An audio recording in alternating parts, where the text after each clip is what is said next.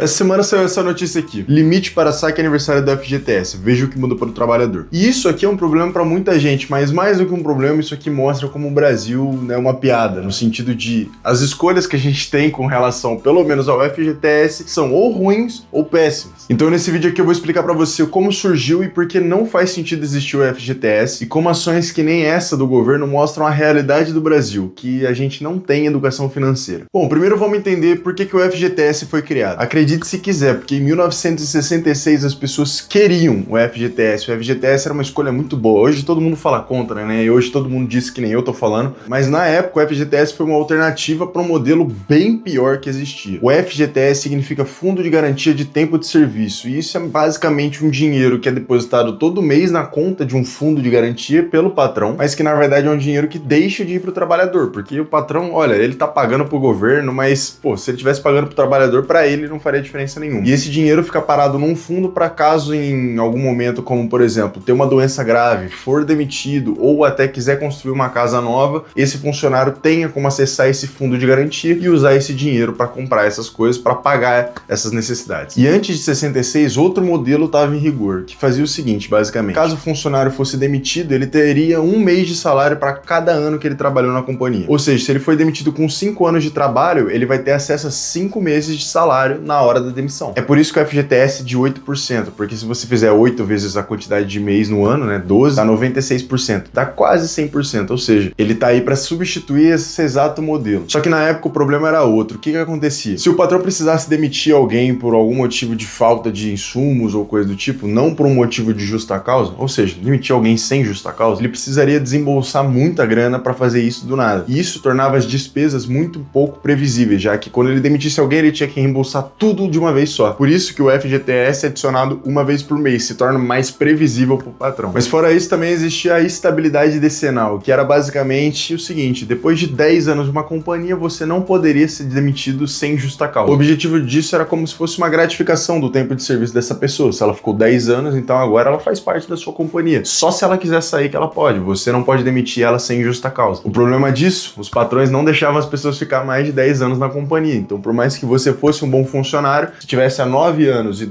11 meses, o patrão ia dar 2 tapinhas nas suas costas e ia falar: valeu. E eu acho que eu nem preciso dizer que isso é um problema de escala logística. Você tem alguém que sabe fazer aquilo, mas você tem que demitir ela, porque se você não demitir, você nunca mais vai poder demitir ela. Só que agora você vai ter que pegar outra pessoa e ensinar exatamente o que essa pessoa sabia para fazer exatamente o mesmo trabalho que ela, talvez não tão bem feito quanto ela fazia, sabe? Não faz muito sentido. Então o FGTS ele veio para acabar com isso tudo. E isso foi uma alternativa escolhida, inclusive, pelos empregadores. Eles tinham na época a opção de contratar pelo FGTS ou pela estabilidade decenal. Mas ninguém escolhia a estabilidade decenal. Então todas as contratações acabou que foram feitas pelo FGTS e acabaram abolindo o sistema antigo. Bom, o tempo foi passando e outras questões com relação ao FGTS surgiram. A maior delas, que existe até hoje, é que o FGTS é um dinheiro do trabalhador e ele não precisa ser colocado num fundo de garantia para o próprio trabalhador. Deveria ser direito do trabalhador receber esses 8% todo mês a mais, porque é dinheiro dele. Então em 2019, durante o governo de Jair Bolsonaro, foi criado o saque aniversário do FGTS. Então agora todo mês do seu aniversário você poderia sacar uma porcentagem daquilo que você tem no FGTS. Os números variam e tem uma tabela que eu vou colocar aqui para vocês verem como que funciona. E o que aconteceu é que até hoje mais da metade das pessoas que têm o FGTS, eles migraram para esse modelo do saque aniversário, porque eles se sentiam mais confiantes nisso, tinha uma liquidez mais imediata. Só que vale ressaltar que para quem tem o saque aniversário e pode tirar dinheiro todo ano, essa pessoa, quando ela for demitida, ela não tem acesso ao saldo total do FGTS. Então ela tem que ou continuar tirando todo ano, ou depois de 2 anos alterar para o FGTS do saque na demissão e pegar esse dinheiro inteiro de uma vez. Só que com a criação do saque aniversário, teve uma instituição que não perdeu tempo, não foi besta e aproveitou o que poderia aproveitar: os bancos. Os bancos criaram empréstimos para antecipar os seus saques futuros, cobrando uma taxa de juros sobre esse saque. Então funciona basicamente assim: se você tem R$1.000 no FGTS para sacar só daqui a 12 meses, o banco bate na sua porta e fala assim: eu vou fazer o seguinte, eu pego e te dou dinheiro hoje para você ter para gastar hoje, mas você me dá de garantia esse acesso ao dinheiro futuro que você tem no seu FGTS. Resumindo, funciona da seguinte forma: os R$ 1.000 que você tem no FGTS, você pode sacar só daqui 12 meses. O banco vai trazer esse valor a valor presente com juros de 1,29%. Isso significa que hoje você pode ter acesso a R$ 857,4. Só que daqui a 12 meses, esses R$ 1.000 não vão para você, eles vão para o banco. E o que aconteceu foi que muitas pessoas começaram a aderir a esses empréstimos de antecipação do FGTS. E aí a gente chega na lei que eu mostrei para você no início do vídeo. Essa lei limita a quantidade de dinheiro que você pode antecipar do seu FGTS em até R$ 2.500. E isso basicamente impede que as pessoas antecipem o próprio dinheiro delas com esses empréstimos bancários. Então vamos resumir o jogo do FGTS aqui. Você tem 3 opções. A primeira, você espera ser demitido, ficar doente gravemente ou construir uma casa para que você tenha acesso ao seu próprio dinheiro. A segunda, você opta pelo saque aniversário e em um período de 12 em 12 meses você tem que esperar esse seu aniversário vir todo ano para você pegar o seu dinheiro. E a terceira, você faz um contrato de antecipação do seu FGTS com um banco e eles pegam parte do seu dinheiro. Olha, são 3 opções realmente muito boas.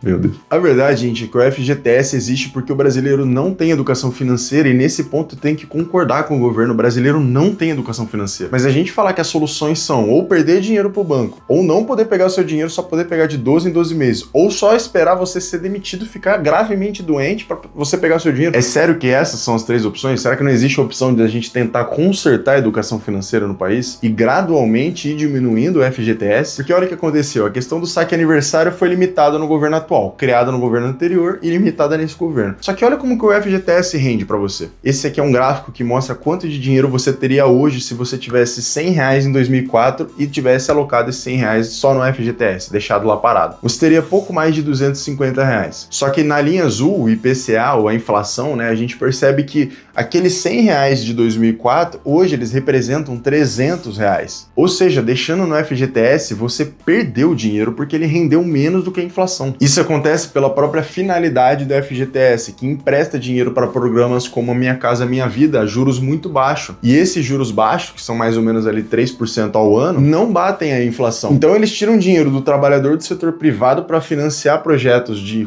infraestrutura e construção de casas como no Minha Casa Minha Vida, mas eles não devolvem esse dinheiro para o trabalhador nem ajustado pela inflação. Isso é literalmente pegar dinheiro seu emprestado e te devolver menos no futuro, sendo que o dinheiro é seu de qualquer maneira. O FGTS não passa de um remédio temporário que alivia a dor, só que ele não combate a causa, que é a educação financeira no país. Se ao invés de gastar tanto dinheiro com, por exemplo, fundão eleitoral, que já está batendo 5 bilhões, o governo investisse esse dinheiro em cursos de educação financeira acessíveis para a população. Ao mesmo tempo, gradualmente, o governo iria reduzindo a alíquota do FGTS para fazer com que o dinheiro, ao invés de ir para um fundo, vá para o trabalhador direto. Com a educação financeira e mais dinheiro em mãos, as pessoas teriam dinheiro para alocar de forma mais inteligente e acabar essa parada de ficar alocando dinheiro em bet. Com mais dinheiro, isso geraria uma necessidade maior de produção e de contratação. Então as pessoas começariam a ser mais empregadas ainda. Uma maior produtividade, cada vez mais a economia se tornaria mais saudável. E isso atraria capital estrangeiro para o país. O real iria se valorizar, a inflação iria atingir a meta e com isso os juros poderiam abaixar aqui no país. Com juros mais baixos, as empresas poderiam ter acesso mais fácil a crédito e poderiam fazer mais investimentos produtivos aqui no Brasil. O mercado iria se tornar cada vez mais eficiente, mais produtivo, mais atrativo e